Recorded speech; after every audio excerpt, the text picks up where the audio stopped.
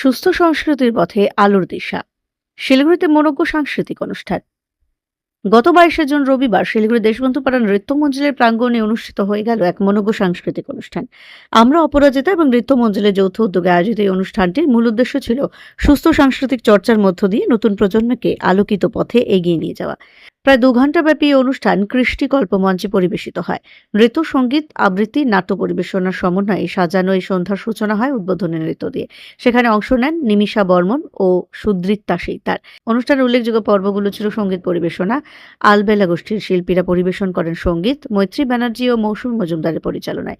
নৃত্য পরিবেশনা Nataraj dance and music academy পরিচালনায় অন্তরা রায়, নৃত্যমালঞ্চ পরিচালনায় সঙ্গীতা চাকি, সঙ্গীত অপরাজিতা গোষ্ঠীর শিল্পীরা পরিবেশন করেন। সঙ্গীত পরিচালনায় সত্যজিৎ মুখার্জি, কিবোর্ডে জয়ন্ত বসাক ও গ্রুপ পরিচালনায় শ্রাবণী চক্রবর্তী।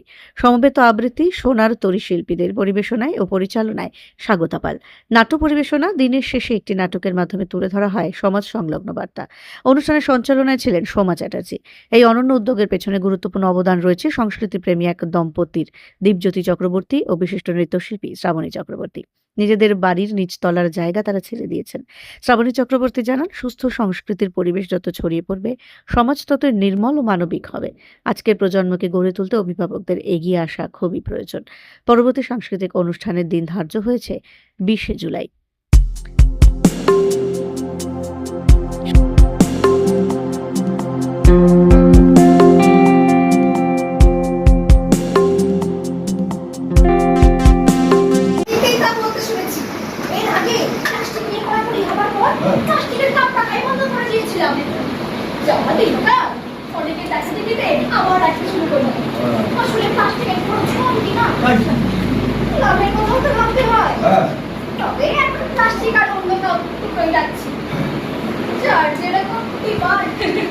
সস্তা বলে কি মানুষকে বিষ খাওয়াবি?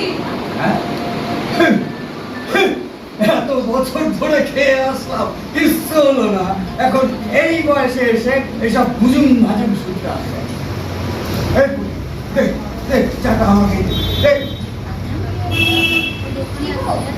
কেন বিষও খাবো আর বিস্কুটও খাবো।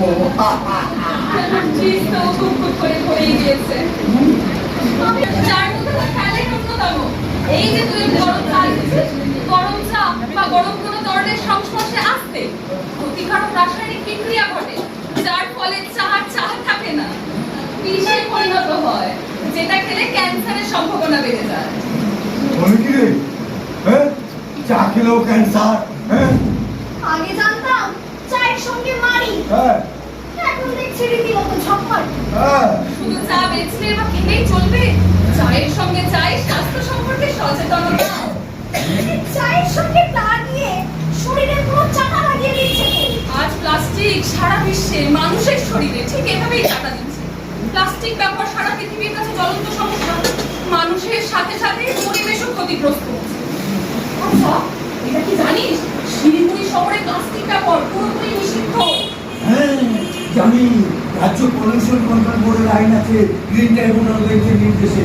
তাতে বলা আছে শহরে প্লাস্টিক ক্যারি ব্যাগ, তারপরে ব্যবহার, বিক্রি, মজুত, উৎপাদন সম্পূর্ণ নিষিদ্ধ। একে বলে জ্ঞান পাপি। তাহলে প্লাস্টিক ব্যবহার করে ষড়যন্ত্রটা করছে কে? যদিও নগর নিগম এ ব্যাপারে চেষ্টা চালিয়ে যাচ্ছে, কিন্তু মানুষজন যদি সচেতন না হয় তাহলে? আর তার উপরে বায়ু দূষণের মাত্রা তো দিন দিন লাফিয়ে বাড়ছে। হ্যাঁ, শুনেছি শহরে বায়ু দূষণের মাত্রা নাকি দিন দিন অসহ্য হয়ে উঠছে। অথচ একদিন আমাদের এই শহর ছিল সবুজে ভরা। আজ ভাবা যায়? সত্যি মিথ্যা জানি না, আমি তো সামান্য চাওয়ালি, তবে শুনলেই কষ্ট হয়। হবে না? গাড়ি ঘোড়া থেকে কি হারে দূষণ ছড়াচ্ছে। সরকার পুরসভা দূষণ কমানোর চেষ্টা চালিয়ে যাচ্ছে ঠিকই, কিন্তু তাই কি যথেষ্ট? দেখছিস না ব্যক্তিগত গাড়ি ব্যবহারের ঝোঁক।